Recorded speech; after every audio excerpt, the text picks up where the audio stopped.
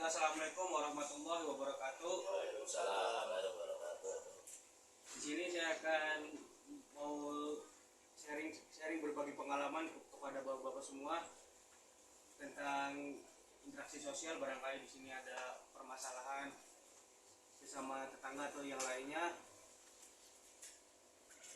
Ya, langsung saja ke ini, bagaimana kabar bapak-bapak semua? Baik. Baik. Bagaimana hubungan antara yang lain dengan hubungan sesama tetangganya gimana? Apa menjadi keakraban atau tidak gitu? Baik. Semua akur, rukun. Nggak ada permasalahan gitu. Ya, ada permasalahan yang jelas. Di sini juga kan namanya bergotong royong, yang namanya silaturahmi ke tetangga itu apa sih? Masih ada, Ya. sosialisasinya masih ada. Terus Saya akan membacakan sedikit materi, itu interaksi itu terjadi antara dua sistem sedemikian rupa sehingga kejadian yang berlangsung pada suatu sistem akan mempengaruhi kejadian yang terjadi pada sistem lainnya. Interaksi adalah suatu pertalian sosial antara individu sedemikian rupa sehingga individu yang bersangkutan saling mempengaruhi satu sama lain. Jadi itu maksudnya dalam kehidupan bermasyarakat kita harus bersosialisasi, harus mempunyai jiwa solidaritas yang tinggi, harus bergotong royong, ya bekerja sama agar mencapai tujuan yang maksimal. Yaitu dalam kehidupan bermasyarakat kita tidak boleh mempunyai sikap individualis. Dalam arti individualis itu ya hidup sendiri-sendiri tanpa memikirkan orang lain, maksudnya ia menyendiri, tidak bertetangga, maksudnya gitu. Ya barangkali di sini ada yang masyarakat, ya barangkali di sini masyarakat ada yang belum nyampur gitu sama tetangga yang lain, kurang bersosialisasi. mungkin kalau untuk bersosialisasi begitu kan di sini kan kami warga kan semua ada yang sudah didata dan ada yang belum didata. Itu tergantung gimana warganya tersebut. Kalau untuk macam bertetangga ya alhamdulillah semua hidup. Nyampur ya Mbak. Ya.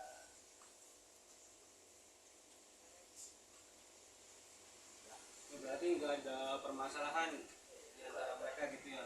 Ya, ada. Nah, untuk kerjasama kayak gotong royong atau kerja bakti gimana sih? Masih Masih berjalan. Masih rutin rutin sebulan sekali. sebulan sekali, ada per minggu sekali.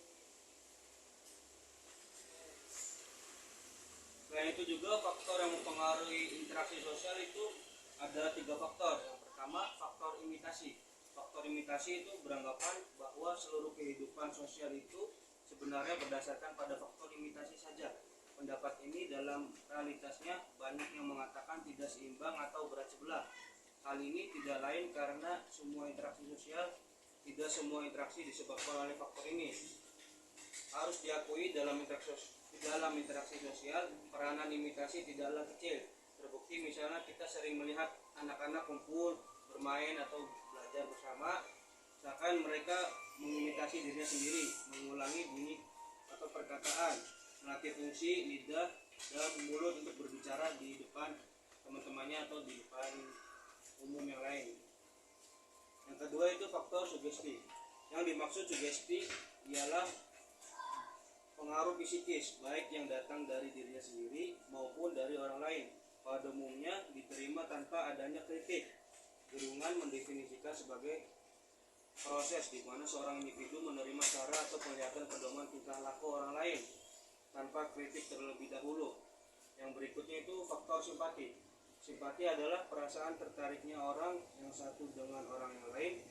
Simpati itu muncul dalam diri seorang individu, tidak atas dasar rasional, melainkan berdasarkan penilaian seperti perasaan, proses identifikasi.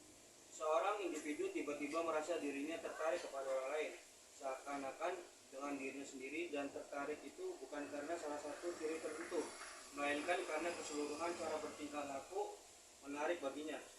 Dalam kehidupan bermasyarakat, kita itu tidak boleh mementingkan diri kita sendiri, maksudnya harus peduli sesama yang lainnya ya. Maksudnya kita tidak boleh kayak misalkan ada tetangga yang ini kurang akrab ya, sama-sama saling mengayomi atau ya menjaga silaturahmi agar hubungan sosialnya dapat terjalin dengan aman. Yang menurut bapak-bapak barangkali di sini ada yang kurang kayak misalkan silaturahminya kayak di jalan kurang sapa nih kayak bapak-bapak sama tetangga ini, masa tetangga itu cuek gini barangkali ada yang kayak gitu. Gimana untuk pendapatnya Pak Alex sendiri? Apa ada cenderung mengarah ke sana?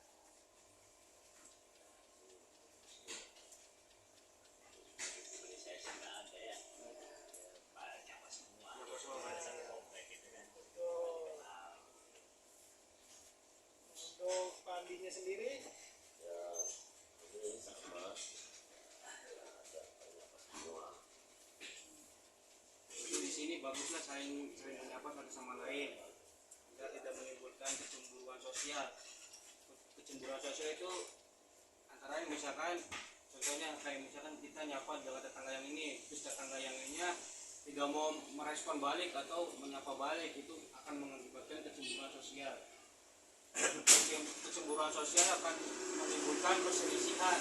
Perselisihan itu akan sangat berdampak bagi lingkungan ya, karena tidak menimbulkan suasana lingkungan yang kondusif. mungkin balik lagi ada individualnya itu gimana kita niat untuk menyampaikan kepada masyarakat tersebut, nggak tahu dari tutur kata, dari sapa, dari senyum, kita niatnya di mana loh, terserah mereka mau tanggapan gimana, ini kita ngambil sisi positifnya karena karakter orang itu berbeda-beda dan kesibukan mereka berbeda-beda itu. Jadi ada dua sisi ya, mungkin penyampaian saya cuma sampai situ ya. Nah sampai Barangkali dari Om Andi ada beranggapan bahwa di lingkungan ini kurang silaturahminya kurang solidaritas gitu, atau kurang gimana. Selama ini sih saya izinkan, saya kan keamanan di sini gede ini biar kayak sebelah. Ya alhamdulillah semua bapak semua dia baik, mohon apa sama tetangga baik. Alhamdulillah semuanya baik.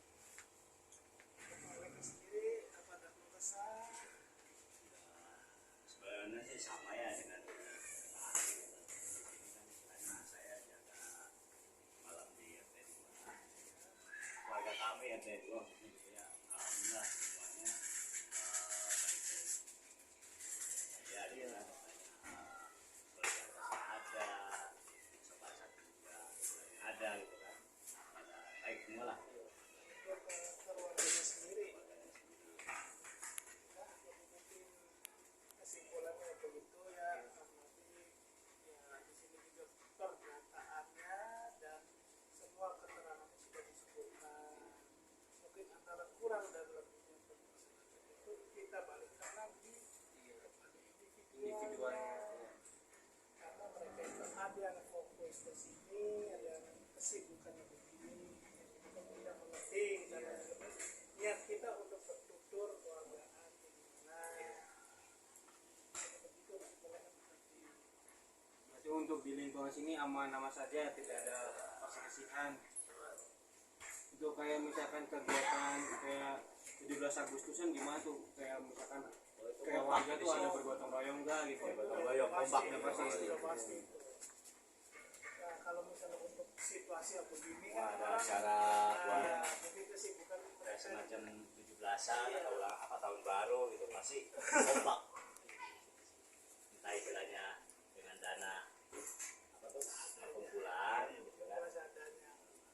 apa kadang-kadang ada yang imbang lah gitu, atur lah gitu ya, masih ada lah. Berarti dapat disimpulkan bahwasanya di lingkungan Puri Cirebon ini tidak ada permasalahan, Tidak ada. tidak ada permasalahan, tidak ada pertengkaran, semuanya baik-baik saja. Itu kembali ke diri masing-masing. Kayak misalkan tidak mau bersosialisasi atau tidak mau nyampur lah sama tetangga yang lain. Ya, karena mereka memiliki kesibukan masing-masing. Kita tidak bisa memaksakan untuk harus biar kan kita niatnya untuk guyup rukun. Jadi begitu penafsirannya.